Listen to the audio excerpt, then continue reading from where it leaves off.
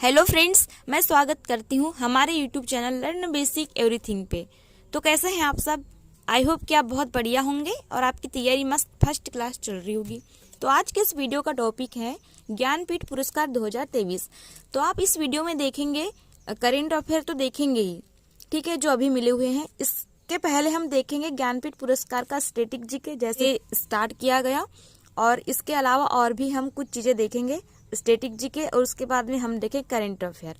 ठीक है, तो फ्रेंड्स आप इस वीडियो में अंत तक जरूर बने रहिएगा, क्योंकि सारे ही पॉइंट ऑल एग्जाम के लिए बहुत ज्यादा जरूरी है। तो चलिए आगे बढ़ते हैं और देखते हैं हम कि क्या है।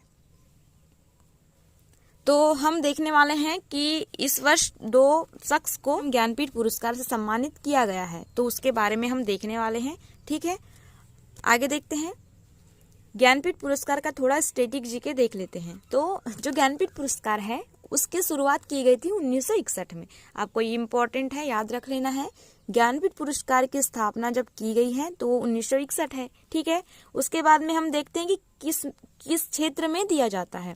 तो यह साहित्य के क्षेत्र में दिया जाता है, और जो भारतीय भाषाओं को प्रोत्साहित करने के लिए इसका उद्देश्य है ना। तो भारतीय भाषाओं को प्रोत्साहित करना ही इसका उद्देश्य है, और इस साहित्य का है ना, साहित्य का सर्वोच्च पुरस्कार है। आपको याद रख लेना है कि साहित्य का सर्वोच्च पुरस्कार है ज्ञानपीठ पुरस्कार। देखते हैं आगे। भारतीय नागरिक, जो कि संविधान की 8वीं अनुसूची है ना, ये भी याद रख लेना है आपको। संविधान की 8वीं अनुसूची में 22 भाषाओं का वर्णन मिलता है। 22 भाषाओं में से किसी भी भाषा में अगर कुछ लिखा है तो वे इस पुरस्कार के योग्य है। आपको इतना याद रख लेना है। फिर हम इसमें देखेंगे कि इसकी राशि कितनी है और इसमें क्या क्या मिलता है। तो 11 लाख रुपए मिलते हैं इसमें राशि के रूप में, और एक प्रशस्ति पत्र दिया जाता है। इसके अलावा यहाँ पे जो दिया जाता है, सामने आपने देखा होगा एक इमेज लगी हुई है, वाघ देवी की कांस्य मूर्ति दी जाती है। तो आपको इतना याद रख लेना है। आगे देखते हैं। हिंदी विषय पर प्रथम ज्ञानपीठ पुरस्कार। तो देखिएगा 1968 है ना। 1968 में सुमित्रानंदन पंत, ये आपको याद रख लेना है, ये है सुमित्रानंदन पंत। इनकी कृति थी चिदंबरा। चिदंबरा के लिए सुमित्रानंदन पंत को 1968 में दिया गया था, कि हिंदी भाषा का प्रथम था। देखिए, प्रथम हिंदी लेखक थे। इनसे पहले मिला था लेकिन हिंदी लेखक को नहीं मिला था। तो इतना है, ठीक है। हिंदी लेखक के सुमित्रानंदन पंत को 1968 में दिया गया था ज्ञानपीठ पुरस्कार। अगला देखते हैं। प्रथम ज्ञानपीठ पुरस्कार देखा हमने 1968 में था पीछे, यह है 1964 में। शंकर कुरुप को, कौन सी भाषा के लेखक थे? तो यह थे मलयालम भाषा के। तो आपको याद रख लेना है कि मलयालम भाषा के शंकर कुरुप को 1964 में प्रथम ज्ञानपीठ पुरस्कार प्रदान किया गया। उस टाइम में जो पुरस्कार राशि थी वह 1 लाख रुपए थी, है ना। कितनी थी? 1 लाख रुपए थी। और अभी हमने देखा कि अभी करंट में कितनी मिलती है, तो 11 लाख रुपए मिलती है।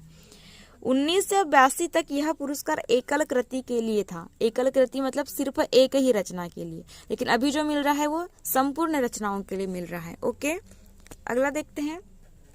प्रथम महिला ज्ञानपीठ पुरस्कार प्राप्त करता। तो आपको याद रख लेना है 1960 में एक बंगाली उपन्यासकार थी, उनका नाम था आशा पूर्णा देवी। उनको मिला था, प्रथम महिला थी जो ज्ञानपीठ पुरस्कार प्रदान किया गया था 1976 में। और कौन से भाषा की थी? तो बंगाली भाषा की। ठीक है, देखते हैं आगे। अब बात आती है 2023 की, जो कि करेंट है ना।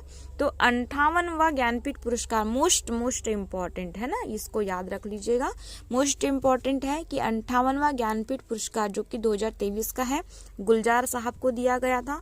बहुत इम्पोर्टेंट है, ये है हमारे गुलजार साहब। अब देखते हैं इसके बाद में वर्ष 2023 का 59वां, पीछे हमने देखा था 58वां था, और यह है 59वां ज्ञानपीठ पुरस्कार प्रदान किया गया है राम भद्राचार्य को, जो कि बहुत इम्पोर्टेंट है, मोस्ट इम्पोर्टेंट है। ठीक है, ये संस्कृत भाषा के कवि हैं। आपको याद रख लेना है कौन सी भाषा के, तो संस्कृत भाषा के कवि है। ठीक है, राम भद्राचार्य। उसके बाद में बस इतना याद रख लेना है कि 58वां जो मिला है वो मिला है, किसको मिला है? गुलजार साहब को मिला है। और जो 59वां है वह मिला है किसको? राम भद्राचार्य को। तो आपको राम भद्राचार्य भी याद रखना है आपको 59वां नंबर का। और अगर आप चैनल पे नए हैं तो प्लीज़ चैनल को सब्सक्राइब करिए और ज़्यादा से ज़्यादा शेयर करिए फ्रेंड्स, और कमेंट करना ना भूलिए। प्लीज़ कमेंट करिए कि आपको वीडियो कैसी लगी है। मिलते हैं अगले वीडियो में अच्छा सा और नया टॉपिक के साथ में, तब के लिए थैंक यू, धन्यवाद।